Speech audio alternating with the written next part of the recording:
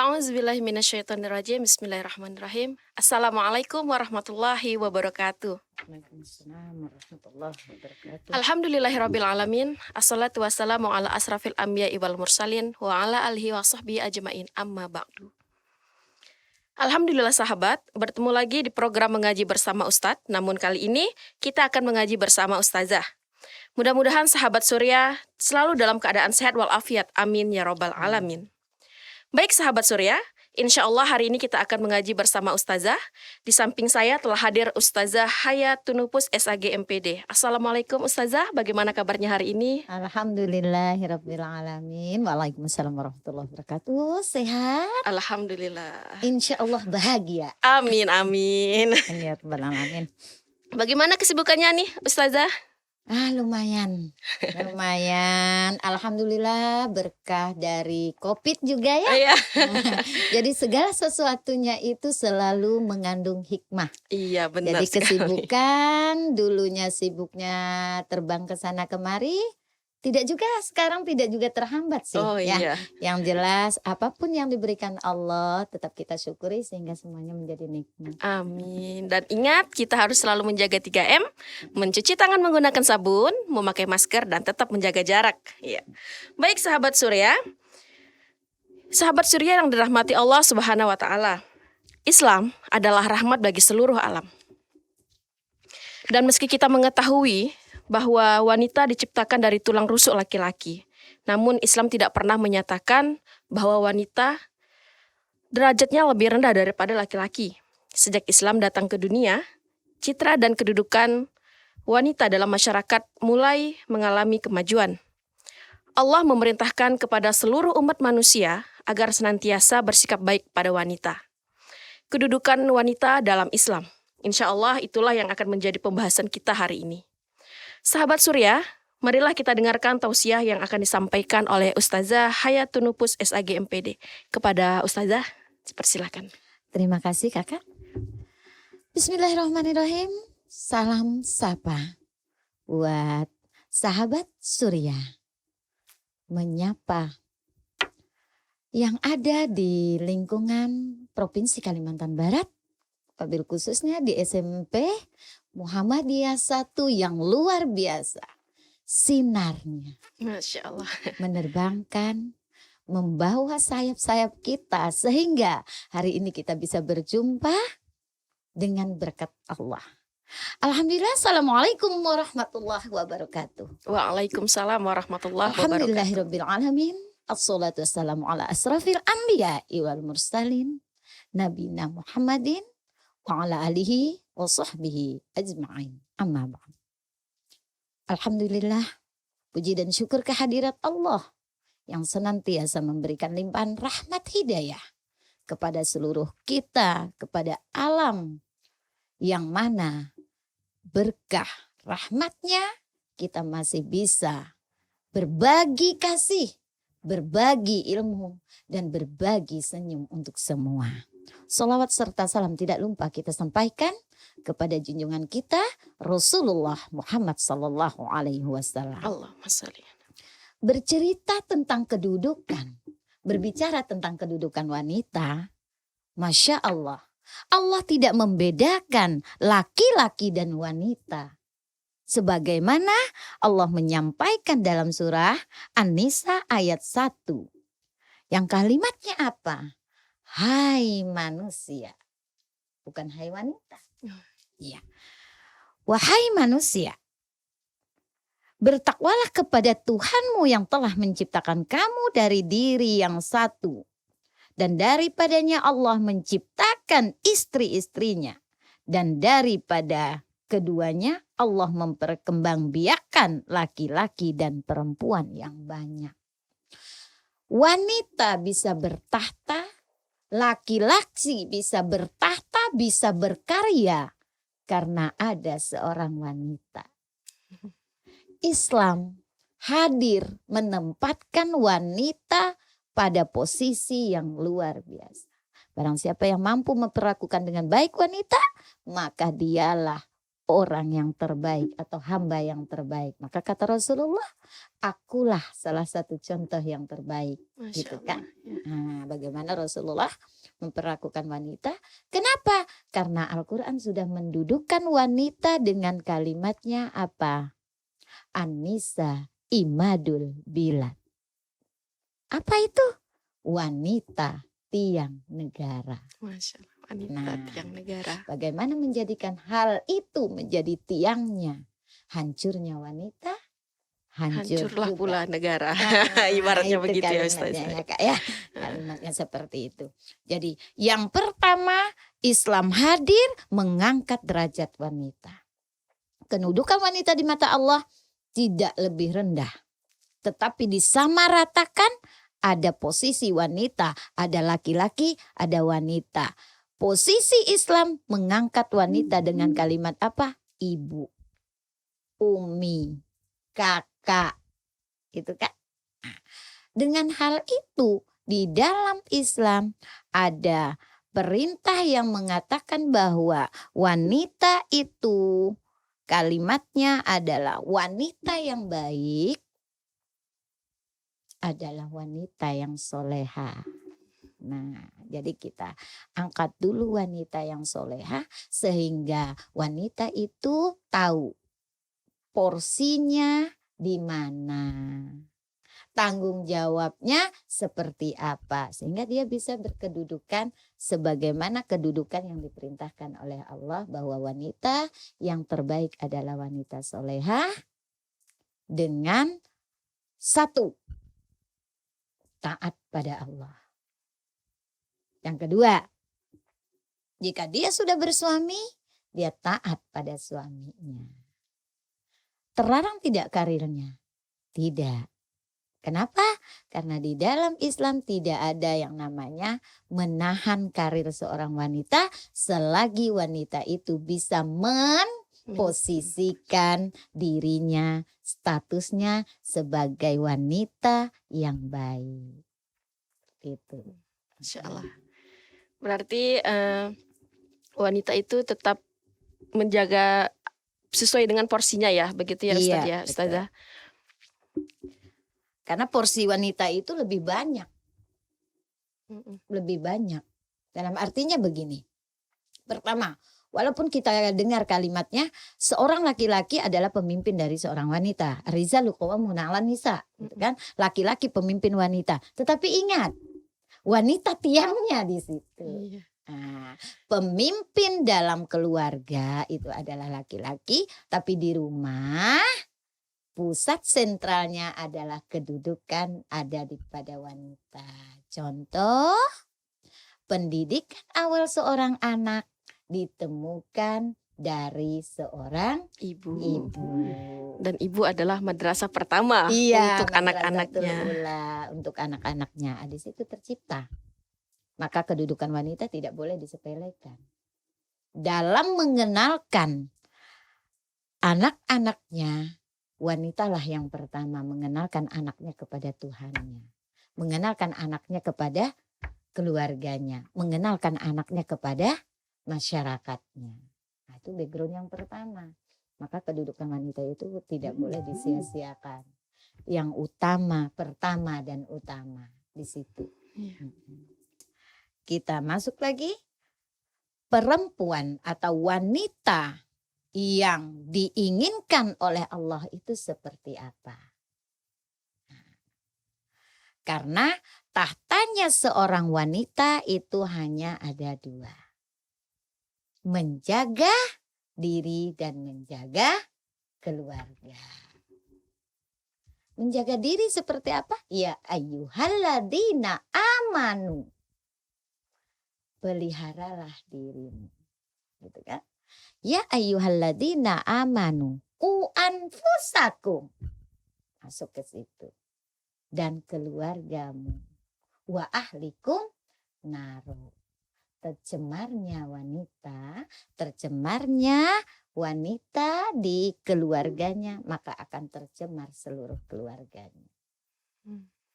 Berharkatnya wanita di keluarganya, di dirinya dan keluarganya, maka berharkatlah wanita di luar sana. Nah, makanya seorang wanita memang punya keterbatasan jika sudah bersuami, jika di lingkungan dia tertahan dengan hal-hal yang memang harus terlarang oleh Allah, maka terlarang oleh diri. Apa yang dilarang tadi? Tetap menjaga harkat dan martabat keluarga.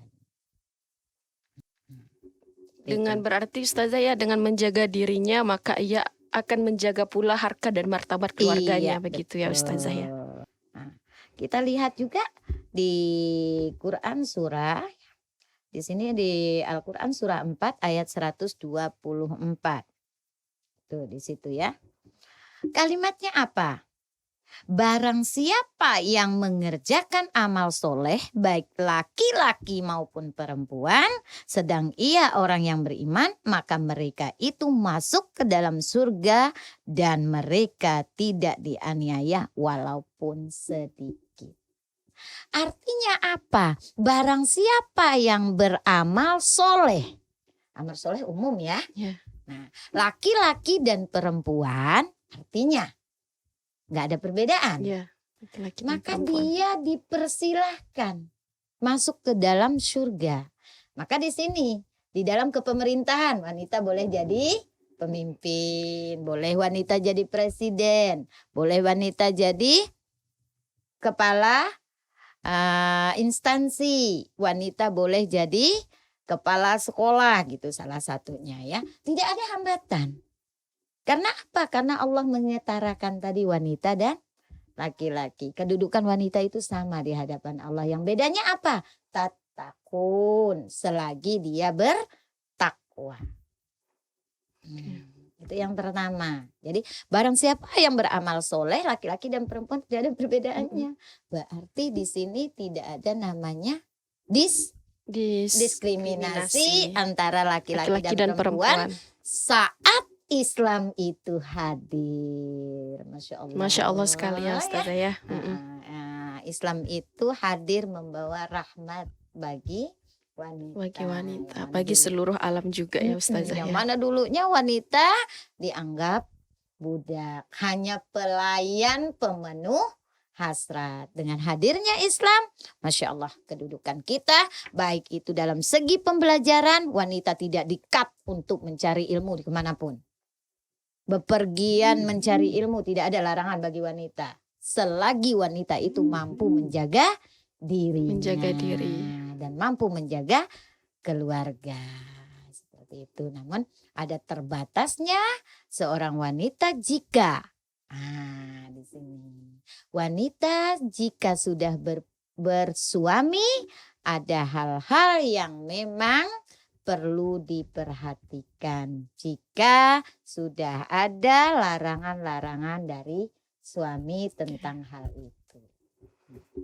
Baik sahabat Surya, sebelum kita lanjut mendengarkan tausiah yang akan disampaikan Ustazah Hayatun Nufus, saya ingin mengingatkan kembali untuk sahabat Surya buat selalu update informasi terkini di website SMP Muhammadiyah 1 Pontianak. Sahabat dapat mengunjungi website SMP Muhammadiyah 1 di laman smpm1ptk.com. Baik sahabat Surya, mari kita simak kembali penjelasan yang akan disampaikan oleh Ustazah mengenai kedudukan wanita dalam Islam. Iya. Kita lanjutkan kepada kedudukan wanita dalam Islam. Allah tidak melarang kita. Allah mensejajarkan wanita dengan laki-laki. Wanita diperbolehkan beribadah sebagaimana ibadahnya laki-laki yang dilakukan. Tidak ada hambatan bagi wanita. Terus yang kedua, Allah boleh membukakan lowongan untuk kita. Wanita tidak dilarang berpolitik sebagaimana laki-laki berpolitik. Nah, kita lihat sekarang. Sudah banyak di kursi-kursi dewan-dewan wakil-wakil rakyat diduduki oleh wanita. Bahkan wanita menduduki 30% gitu kan. Harus memenuhi itu, harus memenuhi. Dan sedikit cerita, dan kemarin saya pernah ditawari itu. Oh Masya Allah. Masya Allah, kata orang tuh pakai pinangan ya. Dipinang untuk masuk ke salah satu badan politik untuk pemenuhan wanita. Tapi karena Kita bukan berarti tidak mau, tetapi belum waktu Belum waktu. untuk masuk ke ranah seperti itu karena menurut kita masih ada prioritas yang harus kita selesaikan dalam kegiatan di kehidupan kita. Maka hal itu wanita berpolitik itu tidak dilarang. Nah, mensejajarkan. Jadi artinya Islam hadir itu wanita tidak dilarang apapun. Itu ibadah bebas. Bahkan ada pada satu riwayat menyatakan bertanya kepada Rasulullah, ya Rasulullah, laki-laki itu berjuang. Berarti ibadahnya lebih banyak ya. Laki-laki itu bisa berperang. Kenapa wanita tidak ikut berperang saja? Ternyata ibadah perangnya laki-laki bisa dilaksanakan oleh wanita apabila dia mampu menjaganya. Menjaga apa? Pada saat laki-laki suaminya berperang, dia juga berperang di dalam rumah tangga. Dalam arti apa? Menjaga aset yang ada di dalam rumah tangganya. Itu sama ibadahnya. Masya Allah. Gitu kan?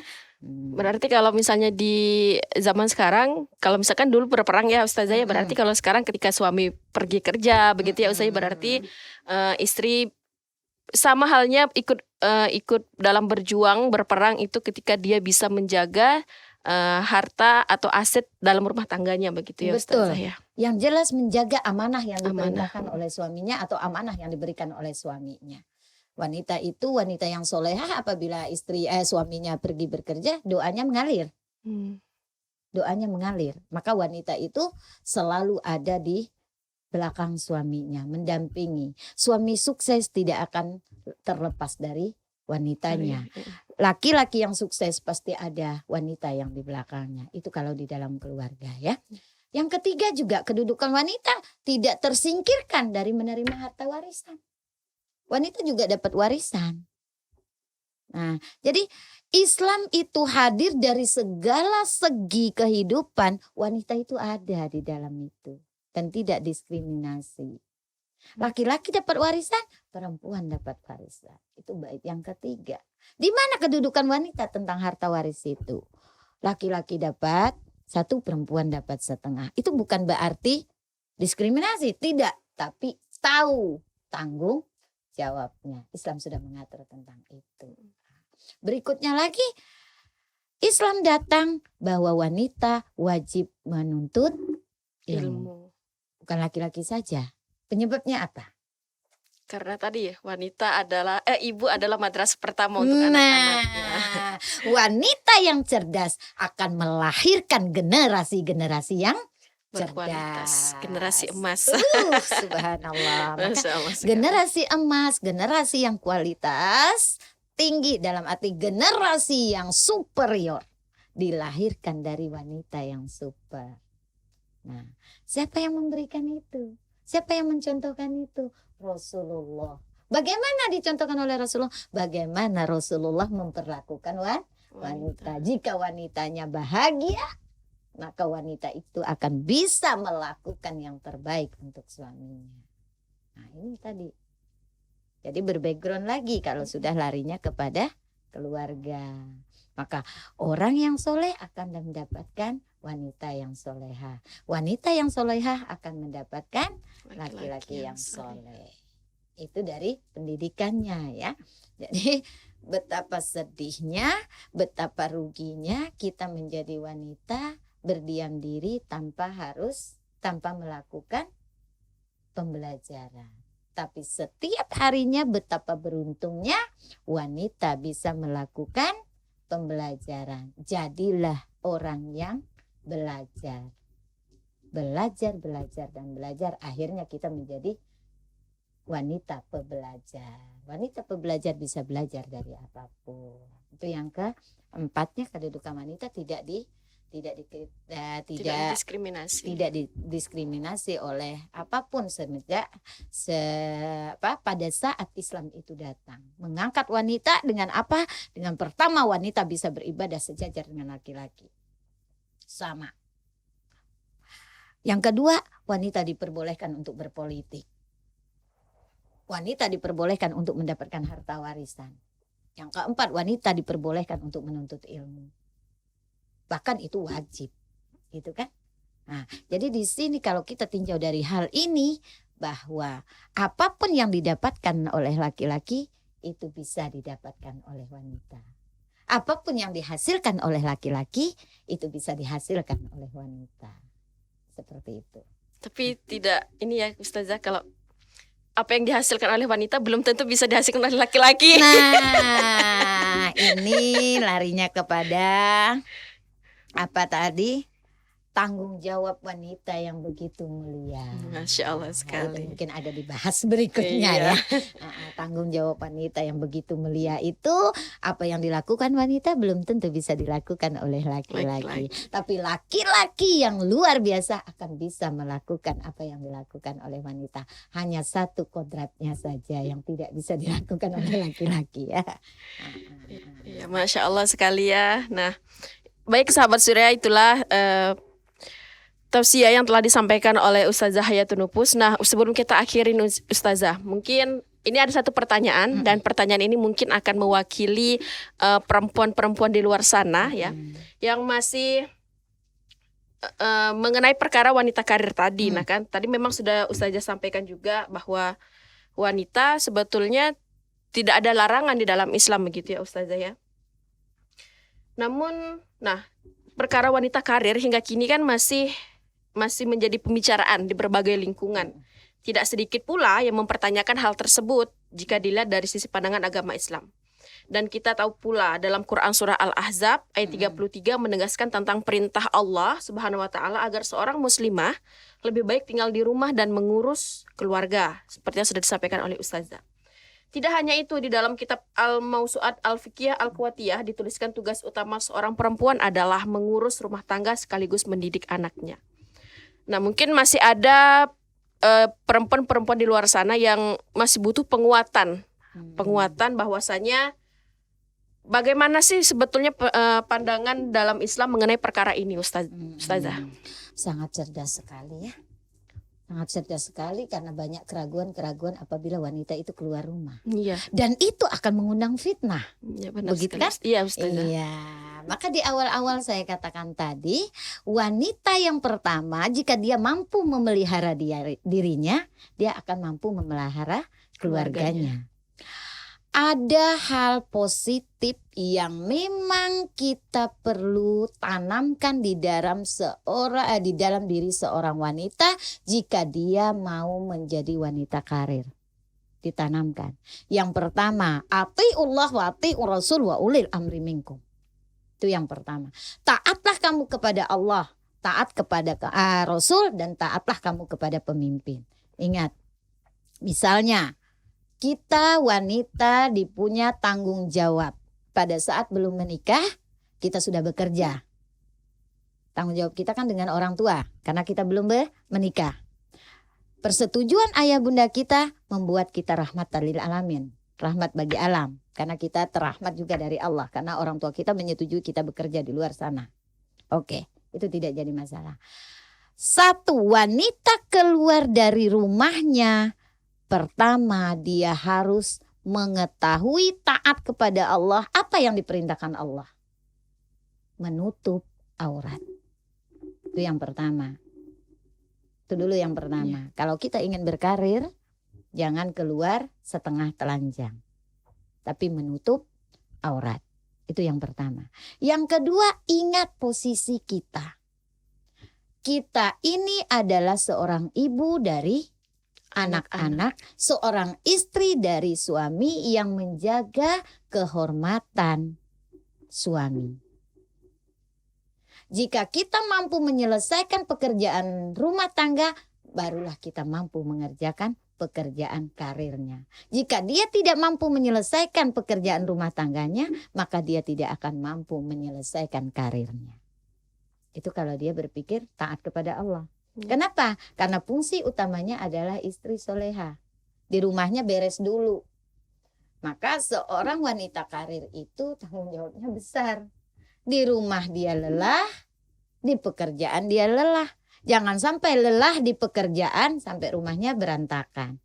Yang banyak ditakutkan oleh setengah dari wanita bekerja di luar itu adalah tidak terbackup-nya keluarga, sakinah, mawaddah, warohmah. Kenapa? Karena pada saat suami melarang, maka tidak ada namanya kewajiban untuk bekerja. Karena udah dilarang. Iya. Bahkan itu hukumnya berat, gitu kan. Tapi selagi suami mampu menerima keadaan wanita ingin bekerja, menyetujui, meridhoi, maka pekerjaan itu akan menjadi baik. Orang yang baik, ingat, Rasulullah katakan, khairun nas anfa'uhum linnas. Sebaik-baiknya manusia yaitu manusia yang bermanfaat untuk orang lain. Nah, kira-kira kalau kita hanya di rumah tangga saja, manfaatnya berapa besar? Bagi yang sudah siap ya, bagi yang sudah siap istilahnya dalam artinya ilmunya mumpuni, ketaatan kepada Allah sudah paham, dalam artinya sudah bisa dijalankan, taat kepada Rasul sudah bisa dijalankan. Karena apa? Karena bekerja di luar rumah lebih besar fitnah daripada Di dalam manfaat. Itu bagi orang yang setengah berpikir. Bagi kita yang memang ingin bermanfaat hanya karena ilmu harus diterapkan, tanggung jawab ilmu itu besar. Balighu anni walau ayah. Berarti perlu karir. Kan? Perlu penyebaran. Kalau kita hanya menyebarkan kepada anak kita, keluarga kecil kita, keluarga kita, lingkungan rumah saja, berarti kita masih belum luas. Bagaimana kita menyebarkan kepada orang lain? Unsur manfaat.